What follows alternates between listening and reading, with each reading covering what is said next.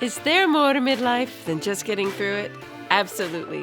Welcome. I'm your host, Debbie Cunningham, jazz artist turned midlife mentor, and I'm here to say to you loud and clear, it's time for your midlife crescendo. Well, hey friends, welcome back.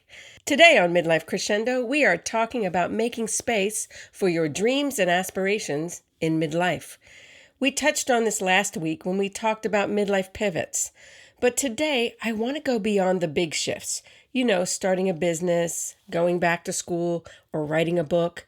Those are amazing. But let's dive deeper into why making space for your personal growth is vital to your well-being.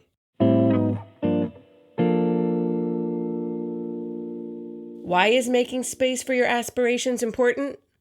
The truth is, cultivating creativity and exploration is healthy for you and your family.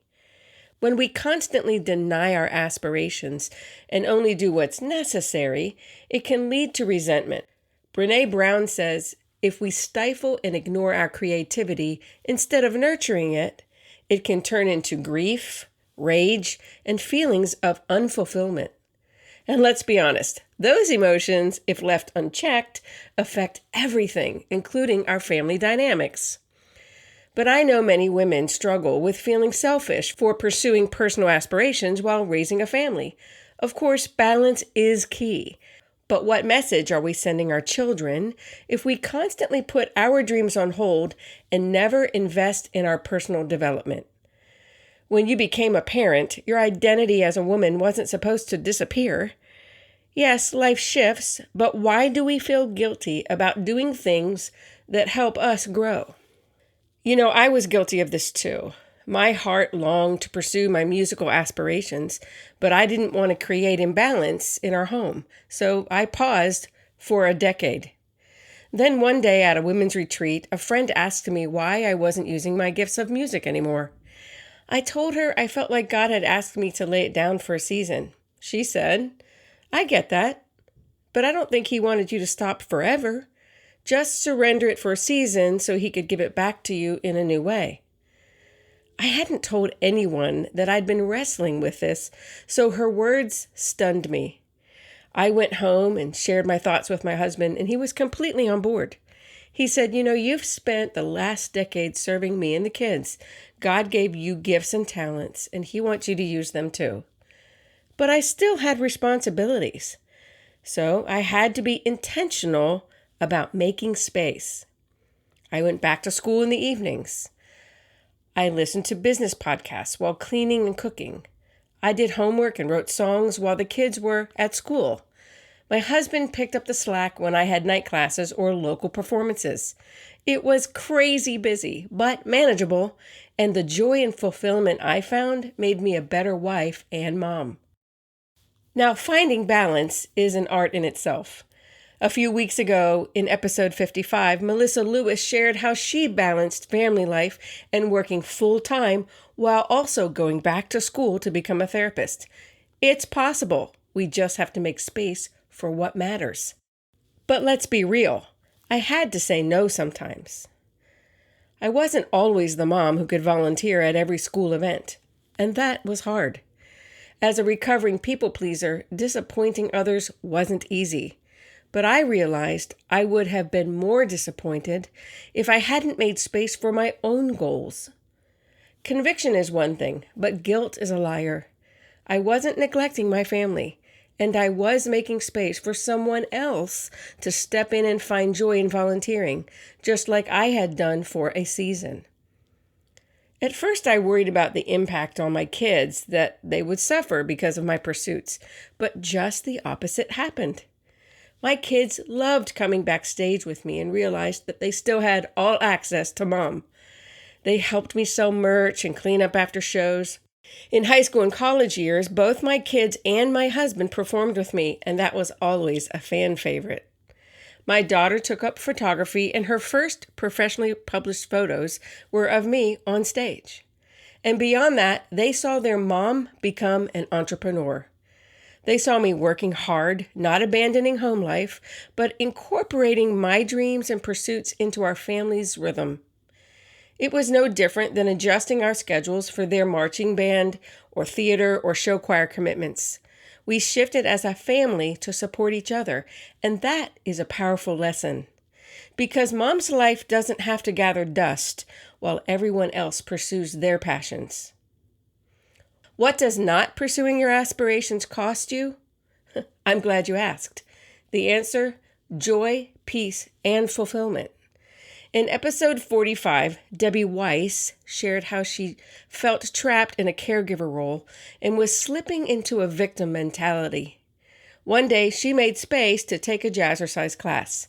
That one decision changed everything for her. She felt healthier, stronger, and more alive. And over time, she went on to write 2 books and started a podcast. So, friend, what's been pulling at your heart that you haven't given yourself permission to pursue? A dance class? Learning a new language? Picking up a creative hobby? It doesn't have to be a career change, just something that brings you joy. Psalm 139 says, "You are fearfully and wonderfully made." God uniquely gifted you for a reason. So what's stirring in your heart? Maybe it's time to make space for that thing. I hope hearing a little more of my story today encourages you to think about your own journey, because the world needs more women finding joy in midlife. But I want to leave you with 10 positive outcomes from pursuing your passion in midlife too. Number 1, renewed sense of purpose. Engaging in meaningful pursuits brings a deeper sense of fulfillment and motivation in daily life. Number 2, increased confidence. Achieving goals, no matter how big or small, reinforces self-belief and reminds you of your capabilities. Number 3, greater joy and passion. Doing what you love sparks enthusiasm, creativity, and excitement about the future, and it pours out into the rest of your life. Number 4, improved mental and emotional well-being. Heaven knows since 2020, we all need a little improvement in our mental and emotional well-being. Working toward dreams reduces stress, boosts self-esteem, and cultivates a positive mindset. Number 5, stronger resilience and growth mindset. Overcoming obstacles along the way builds perseverance and adaptability, proving it's never too late to grow. There is an old saying, we don't stop learning because we grow old. We grow old because we stop learning. Number 6, new opportunities and connections. Pursuing aspirations often leads to meeting inspiring people, building friendships, expanding your network, and opening unexpected doors. Number 7, inspiration for others.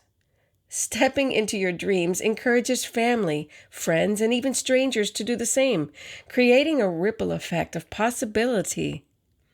Number 8, personal legacy and impact. Making space for your dreams allows you to contribute something meaningful that can outlive you. Number 9, balanced life perspective. Look, midlife brings wisdom, and chasing goals at this age often aligns with deeper values and creating a more satisfying life. Number 10, proof that it's never too late. Taking action shows that age is not a barrier to success, adventure, or reinvention. It's just the beginning of another chapter.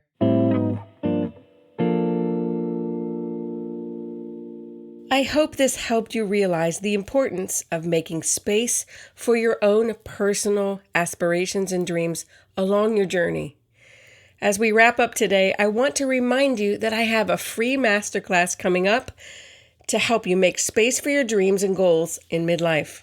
Go to midlifecrescendo.com/masterclass to register for it. I'll also put that link in the show notes. Until next time, friends, let's keep living in crescendo.